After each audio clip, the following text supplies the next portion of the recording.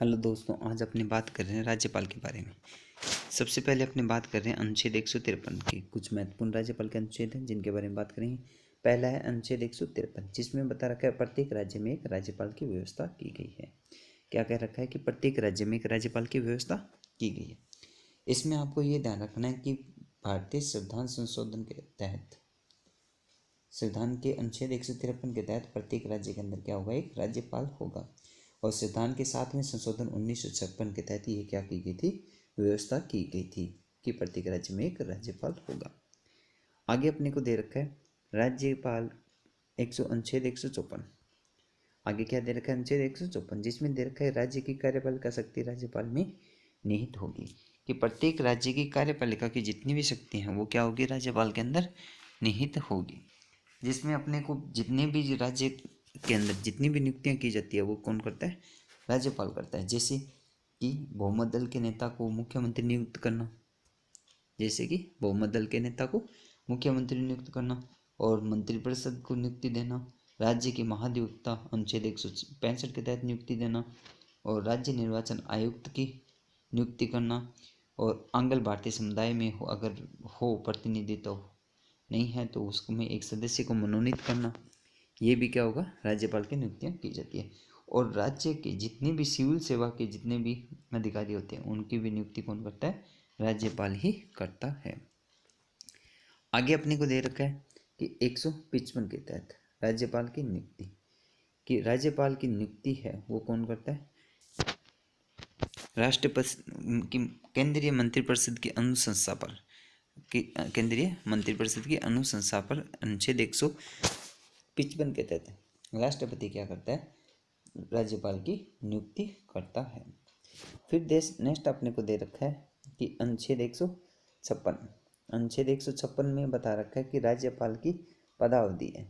पदावधि क्या होती है, राज्यपाल की सामान्यतः अगर माने तो कार्यकाल क्या होगा उसका, 5 वर्ष होगा राज्यपाल का।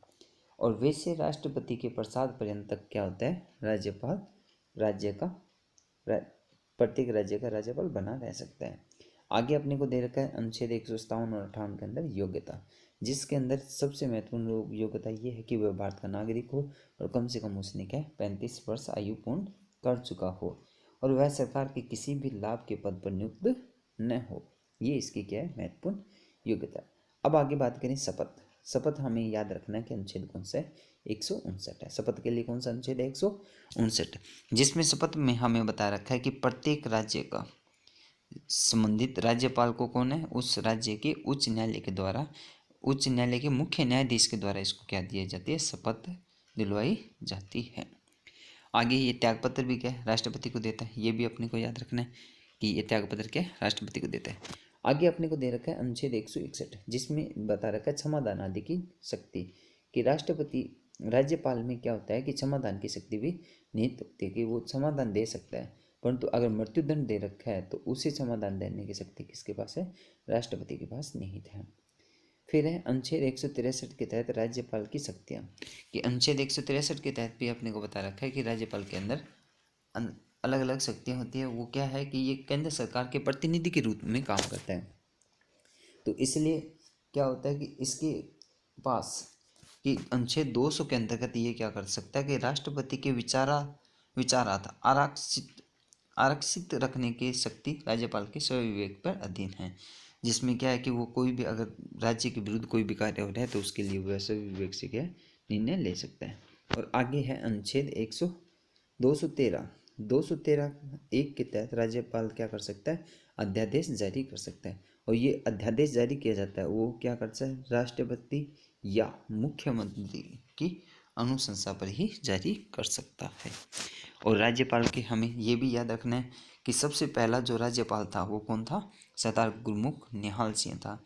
और उसकी जो अवधि है वो क्या है, 1 नवंबर 1956 से, कब से, 1/11/1956 से, ठीक है ना। सबसे पहले राज्यपाल का नियुक्त किया गया था और 1962 तक इसकी क्या अवधि बता रखी है, ये भी हमें याद रखना है।